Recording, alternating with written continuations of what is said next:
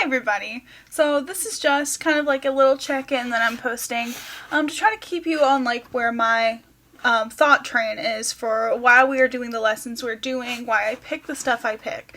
Well, one of the recurring themes that we have in all of our 8th grade ELA standards is the theme of challenges. So what I want you to do is think back some of the first things that we did. We had like our spooky unit where we looked at the monkey's paw and we looked at lamb to slaughter. We looked at some of our like more spooky like texts, okay? Those are ones where we're looking at the challenges that characters faced.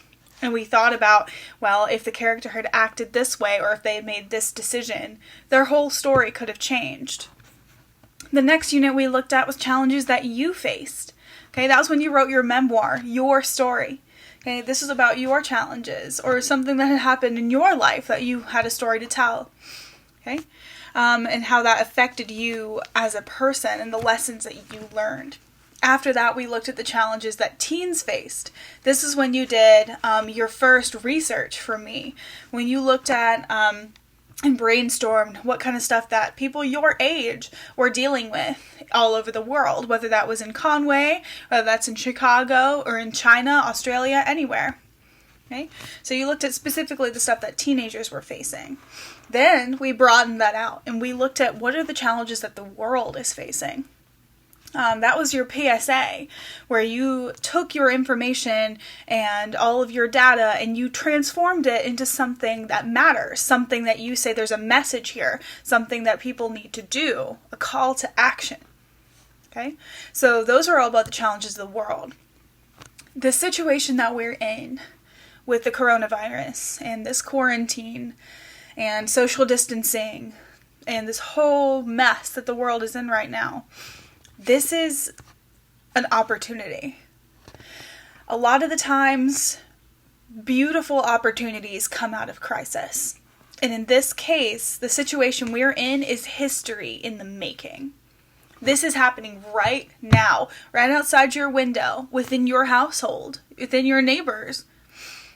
Okay? Your history is your challenge, right?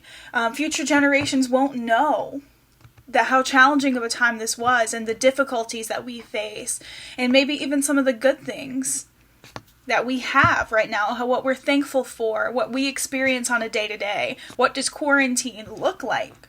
They won't know unless we write. Storytelling, just like you did for your memoir.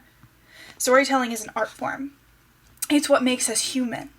We've been passing down stories for generations.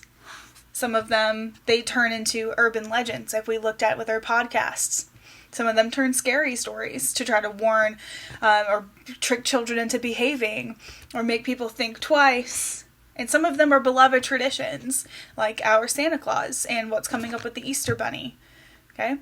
So storytelling is what makes us human. It is something beautiful and something very powerful.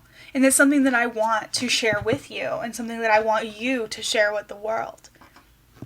I chose the butterflies lesson today with the migration because butterflies and migration kind of mindset, they are overcoming their challenge. Their whole challenge from year to year is to get from point A to point B alive.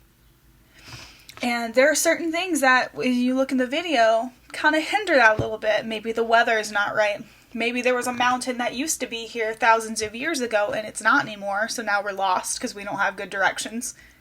Okay? They overcome their challenges day to day to survive. And so do you.